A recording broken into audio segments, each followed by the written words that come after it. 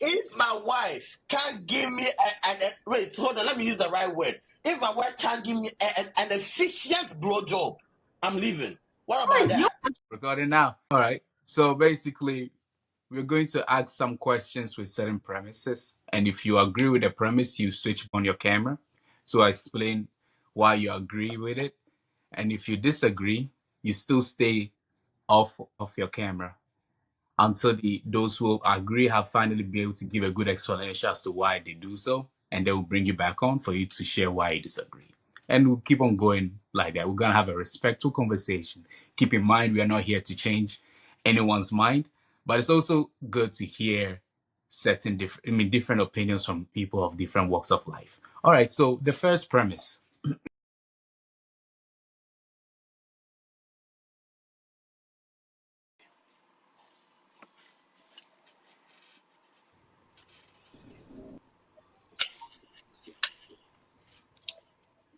So I was going to agree at first, and then I thought about the question well, and not everyone should be married. Therefore, it's not suitable for everyone. If you're not in the space to be selfless, and if you're not ready to devote your life to someone else and to compromise your lifestyle, marriage is not for you. So therefore, it's not suitable for everyone.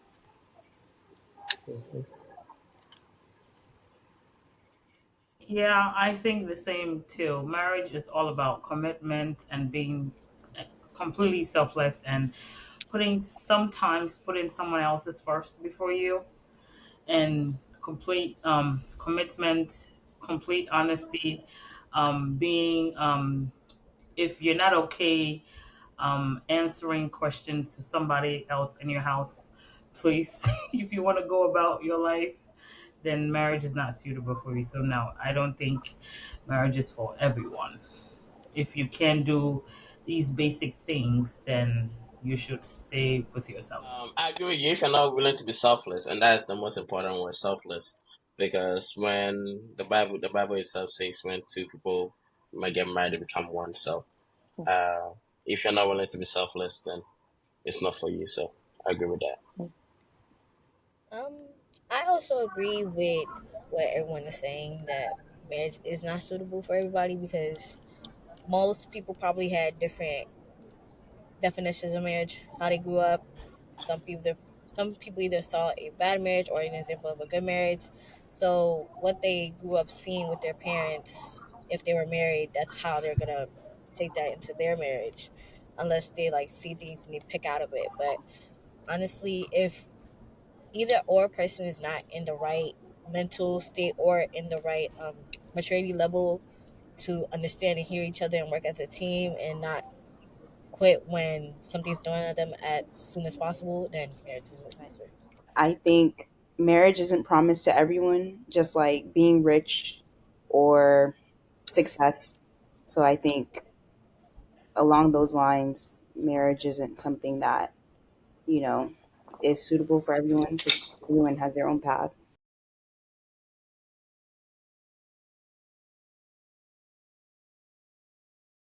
But the key word was heavily influenced. So that phrase right there, pretty much said everything. Um, I believe in the marriage system through the Christian religion. So um, yeah, is strongly influenced by that. And also, I think it's a mixture of both, which is both the Christian and also my culture as in my culture in Ghana as well. So yeah. So yeah, mine is also influenced heavily by religion, which is the Christianity, because I believe that there are set rules that we all have to go through in order to, um, you know, understand how marriages work. Because like comparing ourselves to people who don't have like religious background or like any form of cultural background in assessing before getting married, sometimes it leads to like a lot of divorce and misunderstanding. However, with our with us coming from a religious background, we know we have a basic fundamentals of what to expect, what to see. I mean, we can't find everything, but at least we have the basic fundamentals of um what to expect in a marriage. marriage is heavily influenced by that because it's like, so when you're marrying, you could probably marry someone that doesn't have the same culture as you. So they will have different culture aspects that they have to follow as well, and then you have some that you have to follow as well. So it's like it blends in, and then also different religions. Like if you marry outside of your religion, they might have different ways of how they treat their wives, and you might have different ways of how you treat your husband. So it's like marriage is definitely heavily influenced by culture and religion because it's different. When you marry outside of your culture or your religion is a little bit harder because you have to understand Hmm? each and everyone's culture, each and everyone's religion to see if they correlate. Which is why with me as a Christian, like I I'm open, but then I'm not open because of how like difficult it will be merging those two religions and those two cultures. So I usually like to stay in the culture and religion that I'm in, so that it will be easier because it's like some people will be able to like understand it if they're from two different cultures, but sometimes it just doesn't work out, even if they say it will work out. So yeah.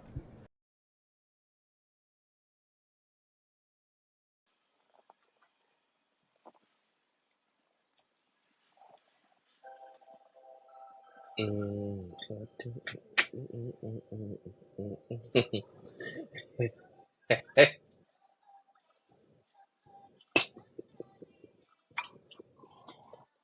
I'll start. In what world, when you meet someone, the first thing you're going to ask them is, "What's your body count?" You sound stupid.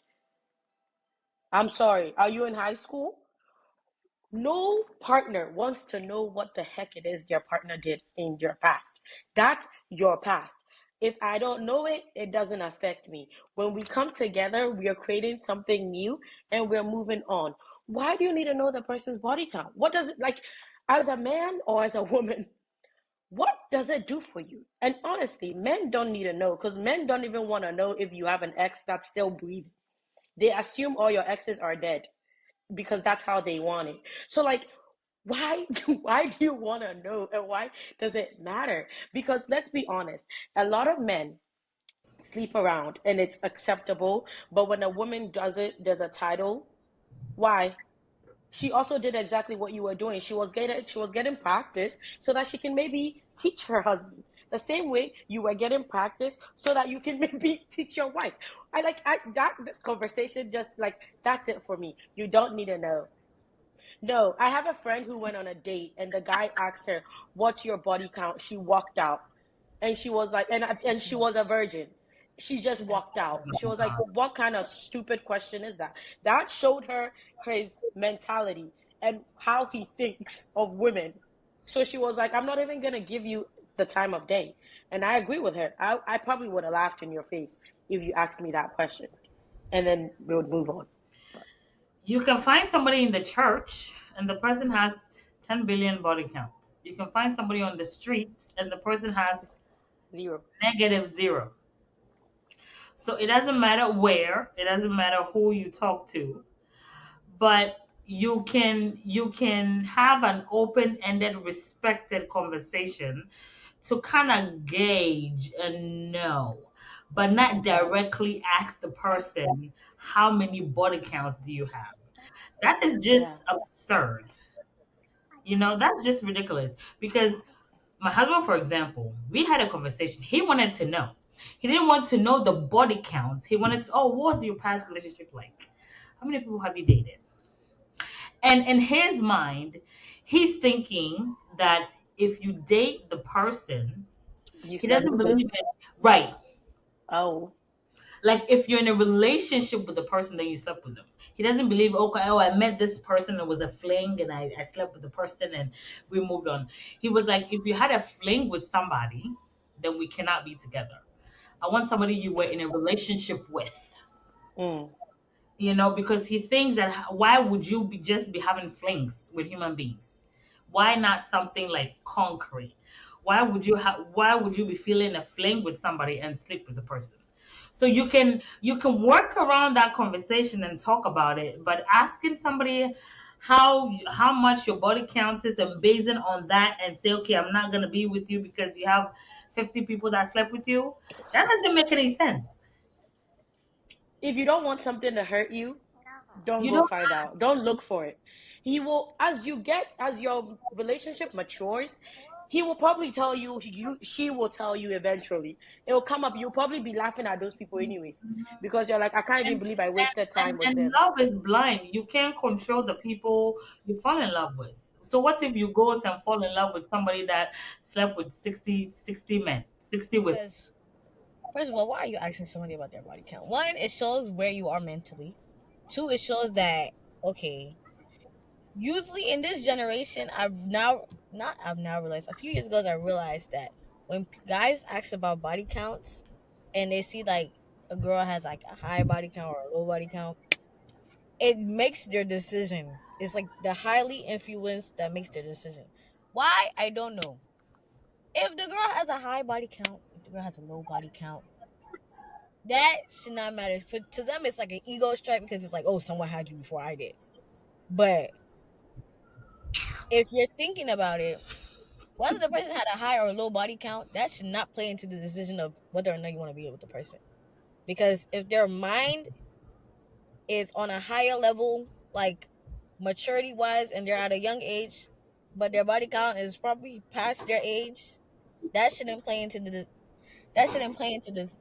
decision of whether or not you want to be in a relationship or marriage with someone. Yes, it's a conversation to have, but when you have this conversation, go in with two eyes open and also listen with your ears and see how the person's mentality is. Because if they're acting from a standpoint of like, oh, or giving off some type of body language where it's like, oh, then you know whether or not to continue with the relationship or not. So Can you repeat the question? I think I had it backwards. Yeah. Mhm. And then you turn it on if you agree. That it doesn't? Okay, I'm turning it off.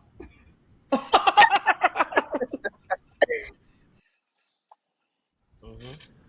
So I think body count does matter only because it shows a history or a pattern, right?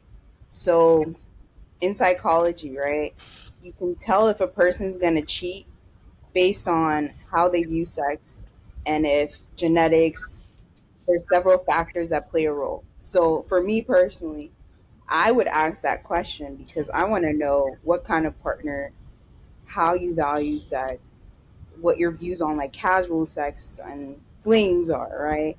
So based on that, I think it does matter. Sorry, can I quickly interject?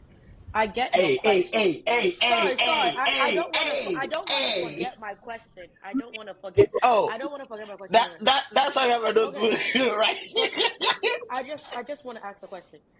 Everything you said, it makes sense. But why do you need the body count to get your answers? You can literally ask a person, "What's your view on sex? How do you think of casual sex? What do you think about people just sleeping around with Without other asking people?" that None question. of those questions ask Can what's I your body answer? count. Yeah. So it's the same thing. It's along that line of questioning to me. It's just a different way to phrase it. I said, Part no. you have with your body No, count and so give and me the I same You question. understand where you're coming from, please. but your It's question for the just disagreeers to talk. Oh, let us sorry, talk. sorry. Let us want our own. Please, thank you, thank you. Body count, use reverse psychology with them. You don't ask it directly. You don't ask it Hey, directly. hey, madam, when you were giving your own, we were talking. Oh, And somebody to know exactly what they think something Yeah, without asking the question I'm directly. gonna say is like the question wasn't if the question is valid or not. You guys are making valid points to represent that, but the body count question, I think we understand that he's saying how many sexual partners have you had. So I'd like to first ask this question: does anyone watch Love Island USA, the recent one? You do, right? I don't Okay, watch I it. guess you relate with this. So there was a time in the show where they asked about body count, right? And there was I'm going to focus on the two black people, the lady and Coy, whereby the lady had 58 and the guy was pissed, and the lady found out that the guy had 150 body counts, and that was crazy. Now look at this. Yeah, asking me, is body count important? I am saying it is important because one, if I am a lady and this man has been involved in 150 people, what, like, please let me understand. All these 150 people, the things you might have engaged with, the people you might have engaged with, I have no idea about. The only thing is this: we say that when it comes to marriage, we should look at every background, their financials, their everything, who their family is and stuff. But we've tried to avoid this whole body count aspect because we want to feel good about ourselves. And I'm saying this: I don't believe in that because at the end of the day, if you value yourself as an individual, if you value yourself as an individual, you hold yourself to high esteem, knowing that your sexual being is very important. Let me say this. Our Christian parents, some of them failed us, honestly speaking. Because if they made us understand certain languages or certain things about sex, some of us will not even be in this place whereby we are trying to hide our body count. If you are part of what you were doing, what is wrong with you saying it? Tell me, you say it is your past. Okay, fine. In the past, my dad did some few stuff. Now, if your parents use that against me, well, like I can say it's in the past, but your body count, you don't want to like, oh, hey, it's my body count, so it's not your business. No. The thing is this: I understand the sentiment of how you ask that question, how you approach it. But me, I believe in this. If you have someone that you are very, very particular in those things, there are some people, yeah, they're okay with it. Fine. For me, I'm in the middle with it. But I'll say this: it gets a certain number, and I've shared with some of you guys here when we had the private conversation that when I get a certain number, then I begin to question you. Because let me say this, and I'll see it from a guy's perspective. Pardon me. Unfortunately, that's how it is. When you have a master padlock, if you have a padlock, right? Oh, hear me out. Hear me out. If you had a padlock and you have so many keys that can open that padlock, would you like to use that padlock? No. But if you That's have a padlock, so. don't do Sorry. that. Don't do that. Don't do that. Don't do that. If you have a padlock, if you have a padlock and so many keys can open that padlock, would you like to secure your stuff with that padlock? That's the point I'm making. That at the end of the day, it is important. It is important based on the person, but we shouldn't make it look like body count shouldn't be asked. It should be something that should be normalized. If you are part of what you are doing behind the scenes, you shouldn't be hiding it at the first place. That's my opinion. If you're not happy about it, then don't do it at the first place. Justin, are you done? Yes, I'm done. No one is For saying now. why For you now. got so angry. No, I'm not angry. It's Herbert, just that Herbert, hold I on. get I Let get me I talk to. get I passionate get about your it. yes, but let me ask you a question. You said now I'm gonna go on a long tangent, right? You let me also finish. When you said when it gets to a certain number, right? Then Yes. you start to question it. Okay, a lot of people, I feel like, who participate in these things, right? A lot of them are not. Hmm. You're not hiding it. You know who someone is. A lot of people don't hide it. Just because someone goes to church does not mean you cannot tell their character, right? Hmm. So if you know, oh please, you can't tell me people go to church and I mean maybe you people close your eyes, but like Herbert said, it's a lot. It's not just church girls; it's church boys Please, who parade as Rosa. if they go to That's okay. church. Sorry. We, you know, but so what I'm trying to say is, for me, right, for me, right, when I got married, the only person I've been with is my husband. I got married a Hmm. virgin. I didn't care because it wasn't even in my thought You know what? process. I listen, I knew who I approached and I knew who approached me. When boys approached me in college and I knew the lifestyle they lived, I didn't care. There was not going to be a conversation. We were not going to even get to that place. Does it make sense? So when I say body count doesn't matter, for me, I'm not gonna come and ask you that because I don't want. First of all, it's none of my business what you've done, but I also know who I surround myself with, and I know how I carry myself. So if you approach a certain woman, how do you carry yourself as a man? for you to attract such a female? And how does a female carry herself to attract such a man? Because a lot of times nowadays, a lot of girls want to say, oh, he has money. He's going to secure me in life. He has this. He lives a flashy life. He works in tech. So I'm going to, because everyone is going to men who work in tech. But then it's like, did you look at the person's character within? When you are with someone who's what is it called, equally yoked, certain questions you don't need to even ask. It will come up. I will ask you, but you will tell me. When you go sit in front of your pastor for marriage counseling, they talk to you about a lot of things. They talk to you about sex. They don't ask you how many people have you slept with, how many people have you slept with. It doesn't happen. Does it make sense? So if man of God is not asking you that, then they will ask you, have you slept? Like, they ask you, have you been with people? Have you whatever? But they don't ask you what is the number. That, like, it, to me, it's just like, why do you need that number? And then why is there a cutoff number? So that means if it's 5, it's okay. She only needed to sleep with one person to have a spirit husband. So why does it matter if it's 1, 2, 3, 4, 5, 6, 7? It might not have been the 7th one. It was the first one. But for you, if she gives, and I'm not saying you as in you, but if she says, oh, it's only 5 people, then you're like, oh, okay, we can deal with it. And I'm taking our time. Let us say so. No, but I'm saying you're all being pretty hypocritical. I get what you mean.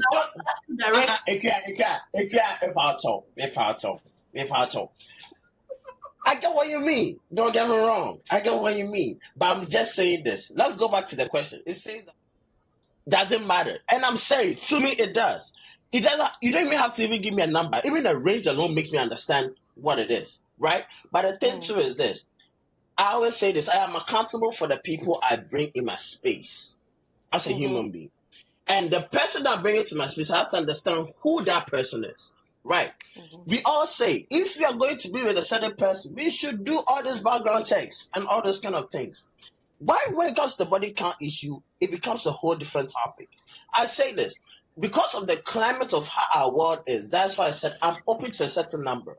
I don't have any problem with it. But the thing too is, the things that I'm going to make sure that that I want to avoid, I'm going to make sure, even though you have those little numbers, I'm going to make sure those things are avoided.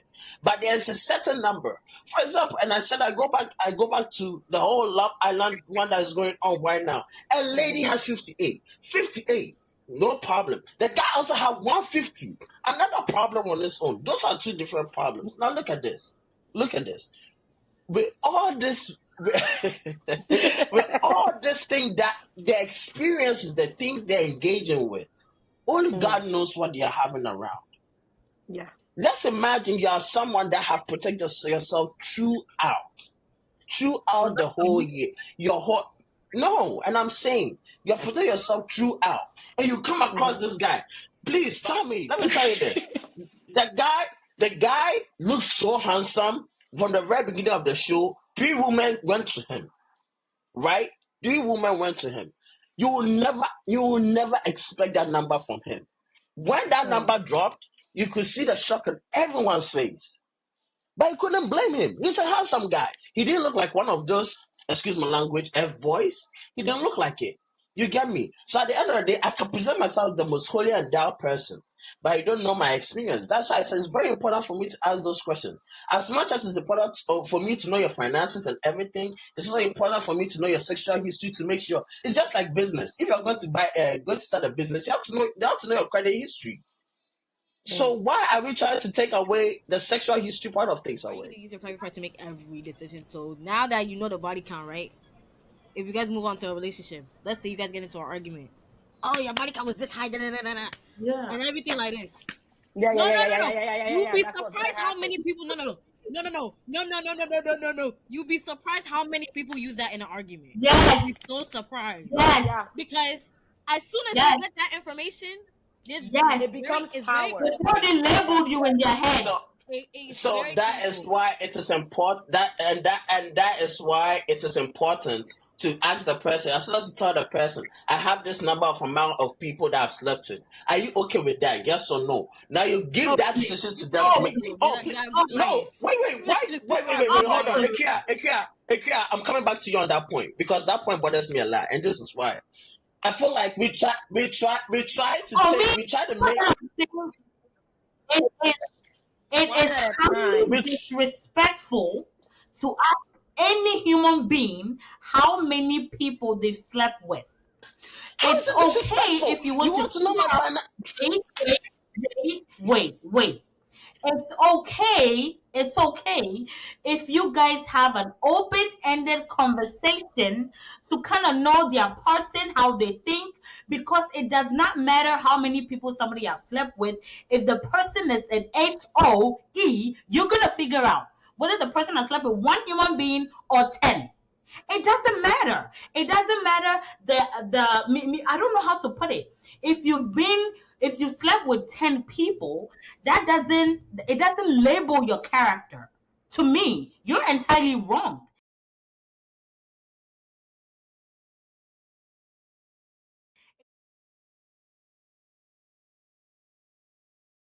So, me personally, I don't think it should have any effect on it. But if we are going to be honest with ourselves, we know very well, according to our Christian, religious beliefs, we shouldn't be doing it. Um, but yes, it doesn't have any negative effect on how what's the name. But this is what I'll say. If there's any issue I'm going to have with it, it depends on the perspective you are going towards it. For example, there are people that say test drive. They have sex with their partner to test drive to see if this is something that, if it's something, if you have that sexual chemistry or whatever it is. I think that Never. mindset is what mess. I'm sorry. It's not a car. We can't test drive it. Oh, please! They call it test drive. They said until they test, they can't purchase the car. Basically, if they don't test, But they can't marry you. They don't, you are not the thing. you get me? So I mean, that's why I said it depends on the mindset you are working with. That I don't see any problem with you having a sexual experience with your partner before I marriage. I mean, don't when see you any meet problem. someone for the first time, you begin liking them, and like it keeps growing and it growing. I mean, science says that there's release of oxytocin and all those chemical formulations and all that. So before you even get to know the person's like true colors, there's a stage that we all go through. You get it? So sometimes, I mean, you can't skip that part as much as you say flee away from it. Fleeing away from it doesn't mean that like it's bad or something. It's just a precaution. However, if you truly know, like you like the person and the person's on the same page with you, and that moment comes, I mean, yeah, I don't think it will have any negative influence because there's a form of chemistry between the two of you, psychologically, physically, emotionally, and all that above. So, I mean, I do not personally believe that it has any negative influence. I think, let's be honest, a lot of Christian people, let's be honest, they all have sex. Let's be honest. As long as they all know they're going to get married and the families have met, they have sex. I got married legally in court at the age of 21. After that day when they said I do, God put you together, I was getting it on and popping. Um, Before the traditional, I mean, we already signed the legal documents. Our parents already knew. What the heck? You get what I'm saying? And I remember vividly during our counseling, our pastor, when he got to that topic, he looked at us and goes, I'm not even going to ask you this question because let's be honest, we all know what all couples do. And we just moved on. And he was like, if it is what it is. If you know you're going to marry the person, if you do it, we don't care. If you don't tell your pastor, they don't care. Only you and God and the person you are with. Do you get what I'm saying? And honestly, there are certain things that happens in your relationship that you also don't share everywhere because certain things have to remain private. To me, intimacy between a couple is private. It's nobody's business. But there are certain situations where men, especially, have micro penises, and the woman would not know until they get married. And I've been told a story like that actually. And they had to go to church, and the church agreed that they should annul the marriage because it's not, as a young lady, she did not sign up to be in a sexless marriage. Sex, from my own father's mouth, sex is one of the most important aspects of a marriage. Please, So I have if you did not tell find this Michael. young lady, if you did not tell this young lady that you had a micro penis and she did not get to make that decision for herself, it's fair. So certain things happen for a reason. Bertusa, define micro penis so that I can understand it. His penis was Okay. as small as a newborn baby boy. There was no way he could please her. So And this was from, I'm telling you this because it was my husband's mother who told me, and she's a deaconess at church. And she was like, we told the woman, you can leave the marriage. There's no one who's going to hold it against you. Yeah, so it all depends. It depends on the situation. Even if you're not having sex, you should be able to openly discuss certain things with your spouses. So, Justin, sure, Yes, go I ahead. had to say it. The Bible made it very clear. The only way you should divorce your partner is when it causes adultery. The fact that he had a mini dick doesn't mean. Yes. Oh, you want us to go to the Bible? Oh, we want us to go to the Actually, Bible? Justin, can I tell you? Hold on? Can I tell you something? I mean, that. The Bible says you should not divorce your spouse even when they commit adultery. Actually, the Bible says the only thing that should separate Oh, a then man it and a just woman my pastor is lied to death. me. Then Yeah, your probably my pastor pastor lied to me. No, But Naya. fine, but fine. No, wait. Check your pastor. No, in the Bible, Check it your literally says it. But fine, but fine, but fine, but The fine. Bible says it. Oh, but fine. You see how this mini penis that came up, how it refers to the whole body count situation. This is why the Bible says, hear me out. This is why the Bible says that don't be sexually active before marriage. Because one, you're the woman, if you have not had sex before, how will you know mini penis will be a problem to you? How will you know? I'm asking. Tell me, how will you know if you're a virgin throughout and mini penis is going to be a problem? Unless when you're watching pornography. That's I mean, okay. it is what it is. Justin, It is what it is. first of all, I don't think you sitting there, you're a virgin too. Oh, yes, I'm not a virgin. I'm not a virgin. You are sitting there saying what you're saying and being all Christoholic and going with the he's not Bible. being Wait, He's wait, not wait, being wait. I don't think if your partner's, it's like a manhole, you're going to be in the relationship that you're inside.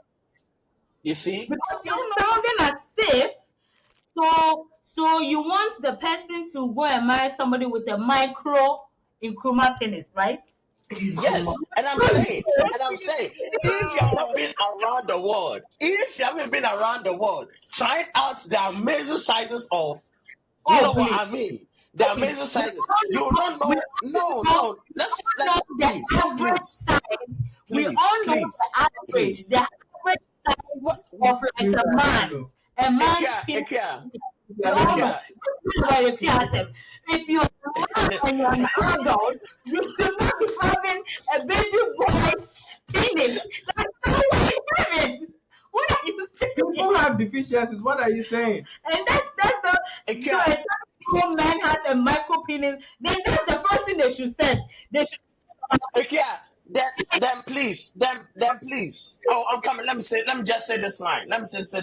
Then please, if my woman doesn't know, excuse my language, please, the audience, please. And if it is going to bother the podcast, please bleep me out. If my wife cannot give me blowjob, I have the right to also leave. What about that? they are leaving you, please. No. What was the question again? If my wife can't give me blowjob, I have the right to leave. What about that? I can put What did he say? You have the right to if my wife can't give me wait, hold on, let me use the right word. If my wife can't give me an efficient blowjob, I'm leaving. What about that? You are crazy. You are absolutely nuts. I'm not nuts. I'm And not then No, when I nuts said because when I the fact that guy has a minute penis, the fact. if you're going the to the goddamn Bible, Um, blowjob is not the um, Bible. um,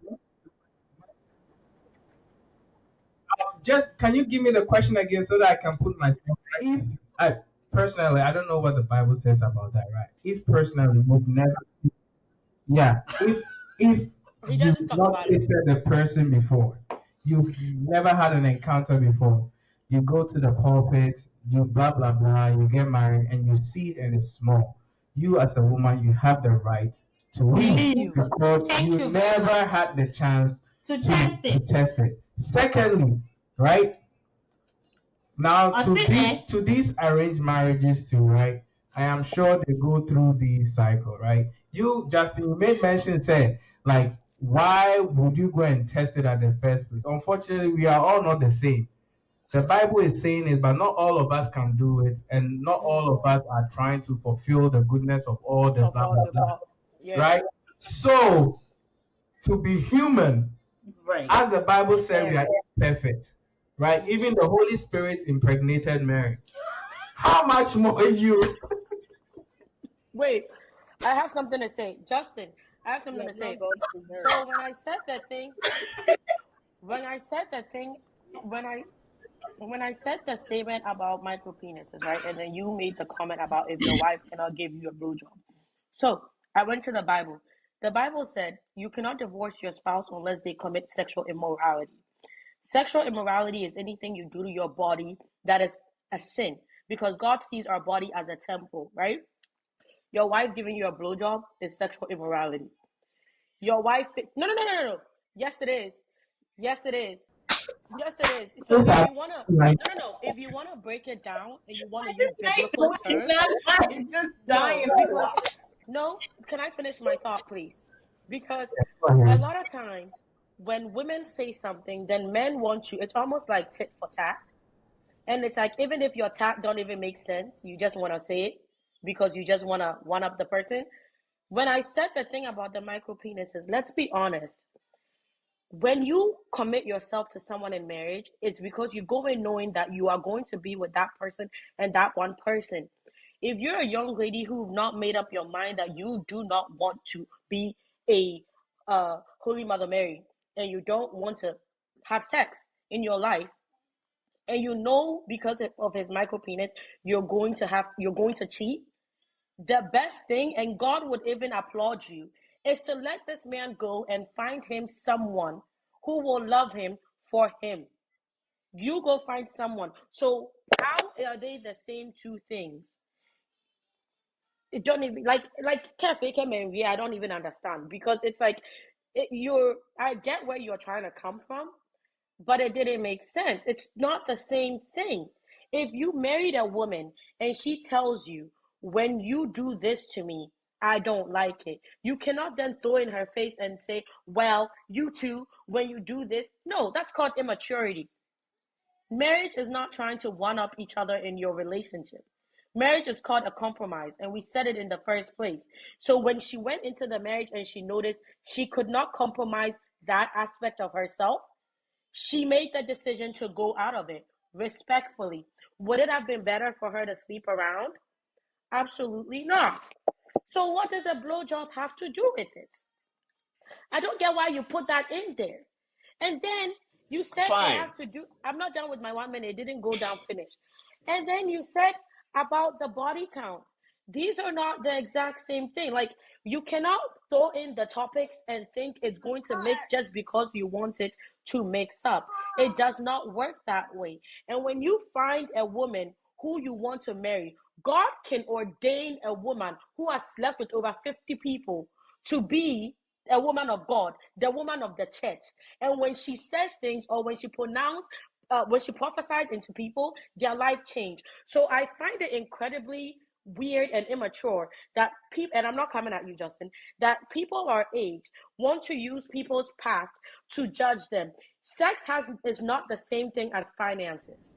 The way sex will test your marriage is not the same way that finances will test your marriage. It's not the same way that children will test your marriage. So I think we need to know that you cannot say because a woman wants to know your financial status, you need to know her body count. I am sorry. That's very immature. She wants to know your financial status because you are becoming head of household. As Nanaya said, she files head of household. So if you want to also file head of household and you want to be able to be having your wife and your children enjoy life, certain things don't matter. So we can't play these childish games. Anyways, I'm done. My It's not everything I agree with you. And then just add a full stop at the end. Thank you. Marriage is a spiritual thing.